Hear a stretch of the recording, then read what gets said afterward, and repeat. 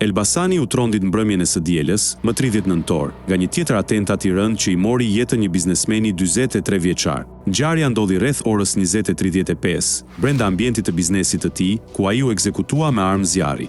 Viktima u identifikua si Edmond Hyka, i njohur në qytet si Mondi Mahalla. Ai u qëllua me 2 plumba në kokë, teksa ndodhej në makinën e tij Range Rover, vetëm pak minuta pasi kishte dalë nga zyra e karburantit Xhaxhi Oil në lagjen Emi Matraxhiu. Pamjet e kamerave të sigurisë dhe dëshmit paraprake tregojnë se vrasja është kryer nga 2 persona të armatosur me pistolet, të cilët goditën shënjestrën dhe u larguan menjëherë pa lënë gjurmë. Hyka kishte disa biznese në Elbasan, mes tyre karburantin dhe rrjetin e taksive El Taksi, ndërsa në vend ngjarje u pan edhe automjetet të kompanisë së tij. Edhe pse i angazhuar në sipërmarrje, 43 vjeçari nuk ishte i panjohur për autoritetet. Ai figuroi i skeduar për çështje të narkotikëve dhe armëmbajtje pa leje, ndërkohë që ndaj tij ishte në zhvillim një proces gjyqësor, pasi vitin e kaluar ju sekuestrua një shkop gome. Hyka banonte në Tiranë, në zonën e komunës së Parisit, por aktivitetet kryesore i kishte në Elbasan. Policia ka ngritur pika kontrolli dhe po heton disa pista që lidhen me të kaluarën e tij problematike, por deri tani nuk ka autor të identifikuar.